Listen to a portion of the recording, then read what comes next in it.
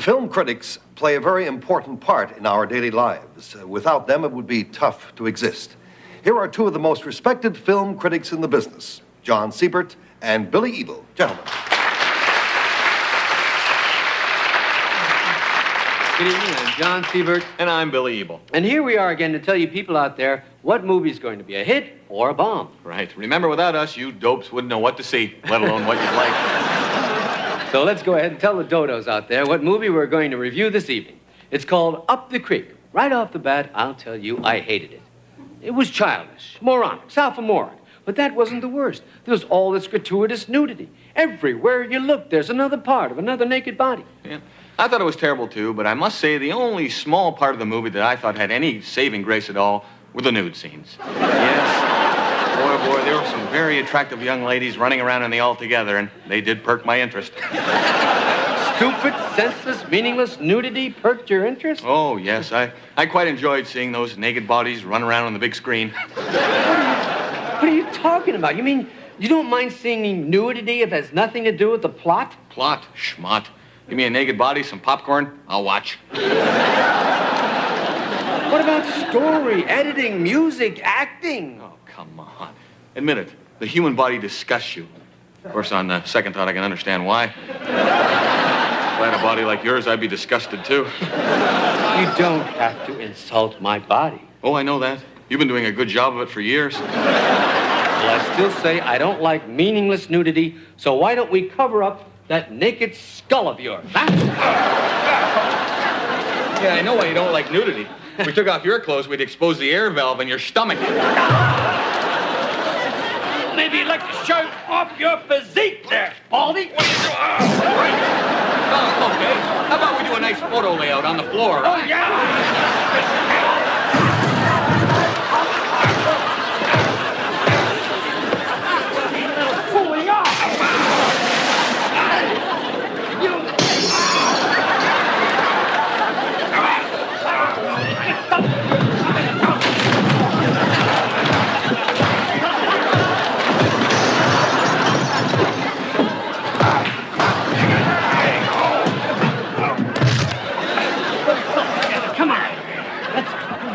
Watch.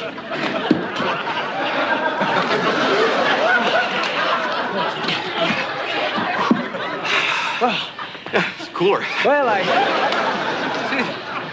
see that our time is about up, and as you can see, Billy gave Up the Creek a thumbs up. I gave it a thumbs down. Right. So tune in next week when we'll be reviewing two extraordinary movies. I'll be reviewing Steve Martin's new film, which should close simultaneously in 1,500 theaters throughout the country. And John will be reviewing a remake of The Hindenburg. I didn't see The Hindenburg. Yes, you did. This morning in the mirror when you woke up.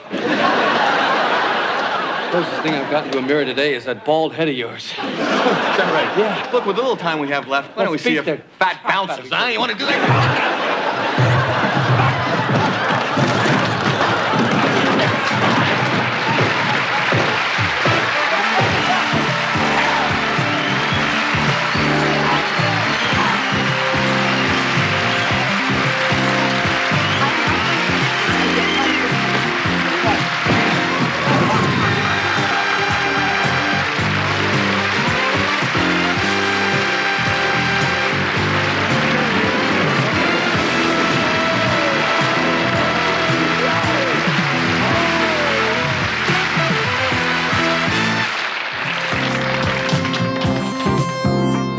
Gentlemen, the star of Bazaar, John Viner.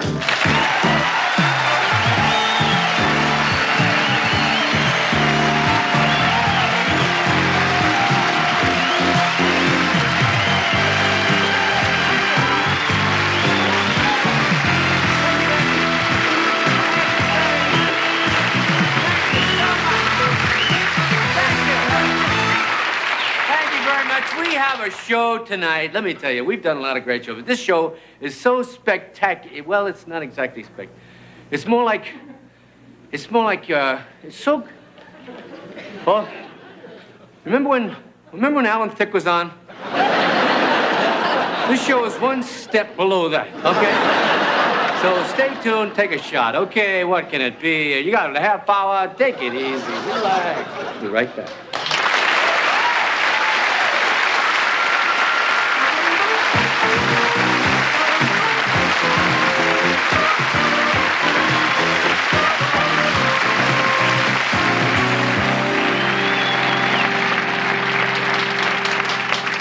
At one time or another, all of us have been fascinated by the unexplained mysteries of the occult and the supernatural.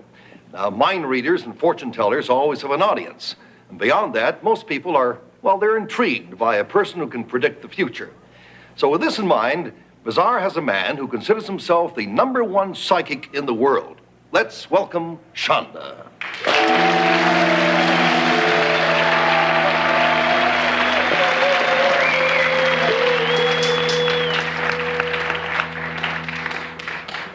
Good. Evening. See, I knew what you were going to say. That's amazing. Shonda, our audience would like to know just how you acquired your powers. It's a quality, a certain thing that's been in my family for hundreds of years. Is it mystical? No, it's insanity. Now, sir, do all your predictions come true? How long has Bazaar been on the air? 5 years. All but one. Well, sir, our audience is waiting anxiously for your predictions. Of course. First, I must consult my crystal ball. All right. Now for my predictions. I predict that the state of Illinois is going to build a superhighway, which will be 500 miles of blacktop with a strip of real hair as a divider. Highway with real hair as a divider? Yes, it will be called the Mr. T Highway. You can be sure it will be called the Mr. T Highway. It'll be only half-line clip with the fucking shit poop. We will keep going, regardless. I'm sorry I said that. It just came up through the ball. It will be called the Mr. T Highway. It'll have the only off-ramp for suckers.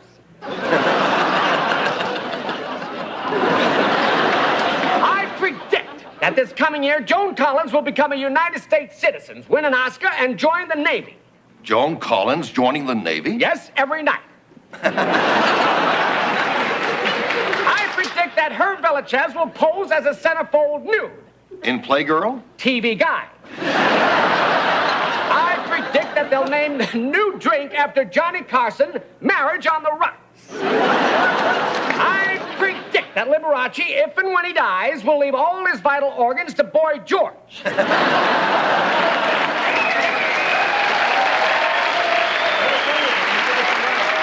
Now, whether Boy George can play the vital organ, I have no idea. I predict that Tony Orlando and Dawn will make a major comeback in December and go to the biggest hotel in Las Vegas. In January, they will go to the hottest spot in Atlantic City, and in February, they will go to Florida and the Fontainebleau Hotel. And where else will they be performing? I'm talking about visiting. Who's talking about performing? I predict that the last joke will be taken out of the tape. Anything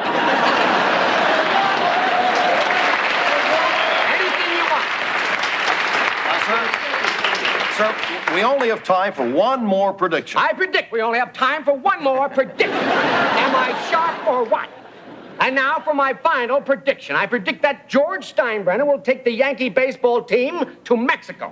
Now, why would George Steinbrenner take the Yankees to Mexico? Well, they've got all the hits. What they need now are the runs.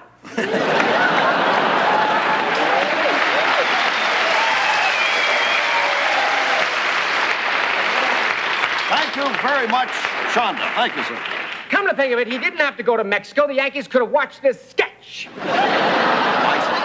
Thank you very much, sir. I predict you're welcome.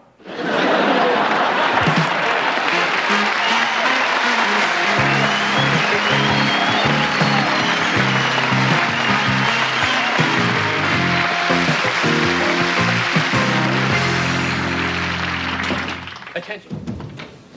Excuse me. Welcome to Bad Taste Greeting Cards. What can I do for you?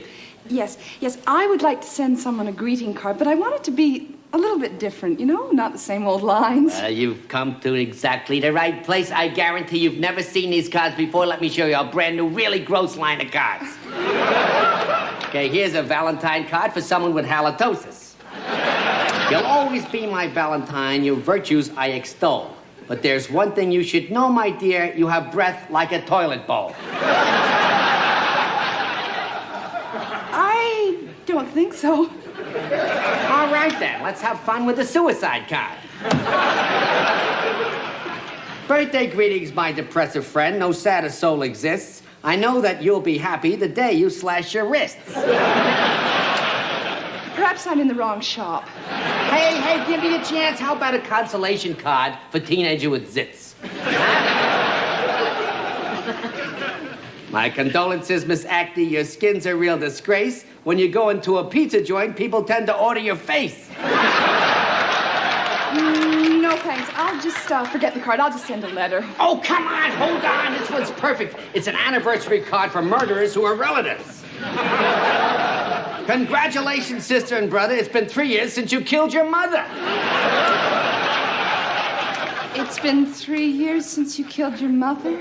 Isn't it great? It's yours at half price. Come on, how about this one? A sympathy card for your favorite hunchback. Now we're moving. Too bad your clothes never fit you and you have trouble getting about.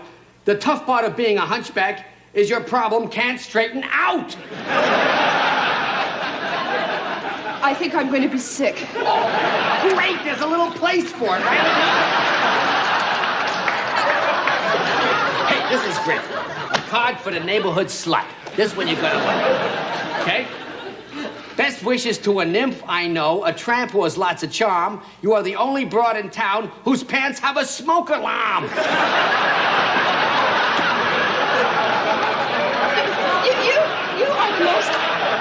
You are the most disgusting man I have ever met.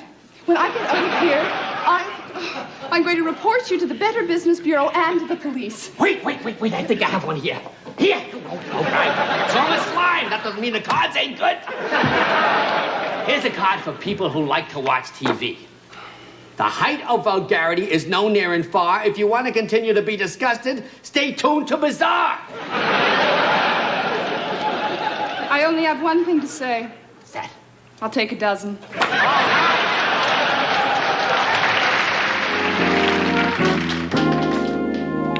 Good evening, and welcome to 6 Minutes.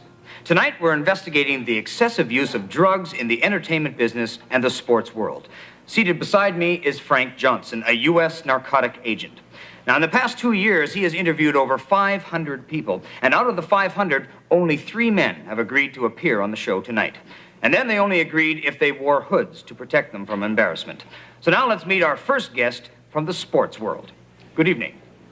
Good evening, and it's an honor to appear on this prestigious show this evening. Before we start, is this thing on correctly? Yes, I believe it is. Looks fine to me, yes. Thank you. Let's start off with a hard-hitting question. Can you tell us all you know about the use of drugs in the sports world? Well, I don't really want to cast aspersions, but in the old days, when a player was knocked down, he got up immediately. Today, when a player takes a tumble, he just stays on the ground and tries to snort up the 50-yard line. And another thing, while we're on the subject, in the old days, the players would wear a cup, a steel cup in their jock straps to protect themselves. Today, the players wear a nose guard. Thank you. I ask you, what is the more vital organ? Disturbing, but most enlightening. So tell me, Mr. Johnson, who is our next guest? A famous motion picture writer, director, and performer who took time off from a very heavy schedule to tell us about the drug situation in the motion picture industry. Will you take a seat, please? All right. Hey. A guy could kill himself with that lip there on the place you never told. You don't have a sign or nothing. I'm sorry about that, sir. Good evening and welcome. Good evening. It's good to be here tonight to do something worthwhile. You know, a lot of people have asked me to do worthwhile things, but no matter what they say, I'm still going to make my movies. Tell me, sir, what was the worst thing that you've come across in this industry? My reviews. Let me tell you something about those critics. I don't come all the way here to talk about my reviews, but I want to take this opportunity. Those guys don't know crap about... All right, let's get back to what were we talking about? Well, I would like to ask you a personal question. Have you ever taken drugs? Well, hey, huh? Do you think a man in my position who has the responsibility of hundreds of people's jobs and millions of dollars? A man who has to write, produce, direct, act, design the costumes, edit, take time out to raise money, get divorced, get married, make personal appearances. You think that I have time, to take drugs? Speaking of time, what time it is, I have to take some pills. They're just little guys. Thank you, but that's all the time we have. Thank you all the time? Bull crap. You know, what do you think I am to go around here from France? For what? I've got to deal with you guys. You know, I got things to say about the business. I can name names, all kinds of names. Dean, Patty, Alvin.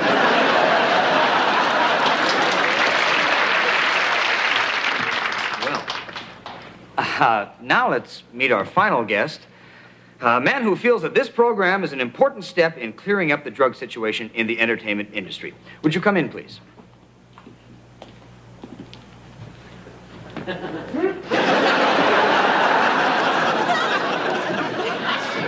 Good evening, sir.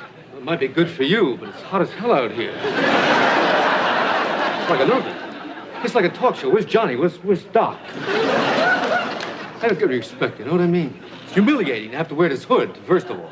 I feel like I'm going to hold up a 7-Eleven or something. Well, why don't we get right to the point, then? Have you ever taken drugs? Never. But there were plenty of opportunities. Don't get me wrong. Came from a neighborhood with pushes on every corner. At Christmas time, instead of ho, ho, ho, Santa Claus said hi, hi, hi.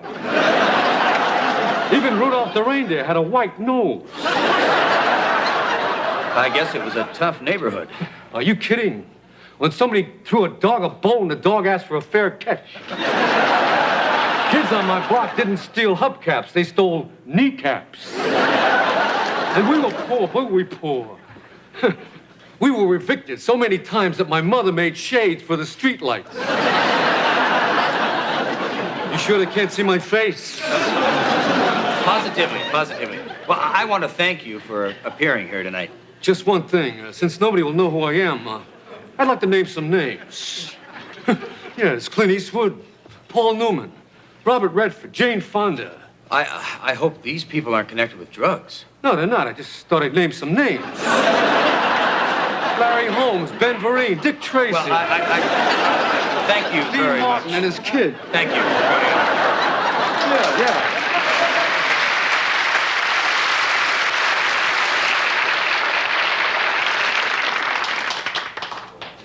Well, I think we heard some great things tonight, but unfortunately, we still don't have any hard evidence. I mean, the three people who testified tonight were all disguised. We don't know who they were, and how do we know if they're telling the truth? I agree with you, but we're in luck. There's one more guest, television personality who has agreed to come on, undisguised, using his real face, his real voice, to blow the whole lid off the entire drug situation in Hollywood. All right. Come in, please. Good evening. Evening, gentlemen.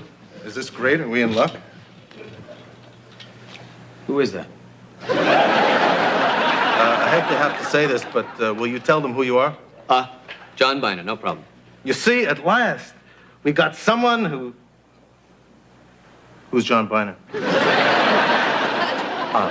Well, I thought you knew. I'm the star of Bizarre television show. Oh, well, Mr. Biner, that explains it. Now, I'd like to ask you, what's Bizarre? I told you, it's a television show. Bizarre's a television show. The funniest, wackiest, craziest show on television. Hold it. What do you think? I think he's on drugs. Right, let's forget this turkey. We got better things to do. Absolutely. Come on. Hey, fellas, don't go away. Come over there and took a chance. Show my face. Hey, you guys. I don't want to get in trouble with you guys right away, but I got things to say. I got names to name, Patty, Laverne, Shirley, whatever those people are. I got things to say. And I also want to cast aspersions when I get the opportunity. See, I don't get any respect around here, you know. Things ain't what they used to be, you know what I mean? I'll see you all later. Who needs it? I don't know.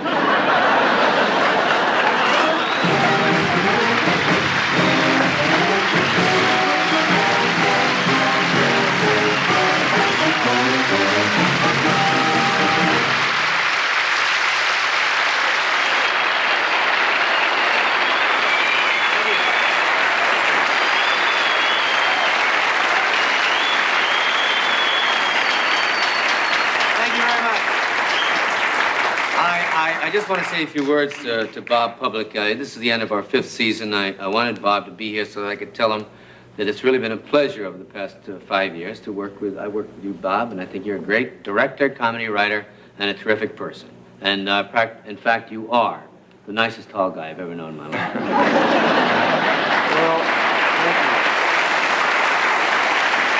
thank you. I'd like to say on behalf of my partner, Alan Bly, and myself, that through the years, we've worked with many great performers, but for the last 5 years, we've been able to work with someone who's, in John Biner, who's about as special as there is. Nobody, no matter what we give him, or what piece of comedy we give him, or what kind of material we give him to do, he does it. And he always does a beautiful job, and it's just a pleasure to work with him. So the hand that I got, I would like to reciprocate and you know,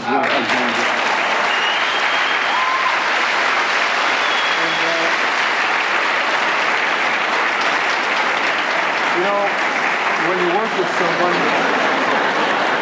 with someone as closely as we do, you get to know them, and sometimes you take things for granted. You say, okay, do this, and he'll do it, but you don't really get the full impact of how good he is until you see it at home. So, again, I don't want to overdo the point, but it's just a thrill to be involved with someone like this. And John Biner, you know, who knew John Biner would do a show like this? And you say, well, let's pick John Biner, but people say, well, how good is he? And I think that throughout the years you find out that he's truly brilliant. And what you can't say.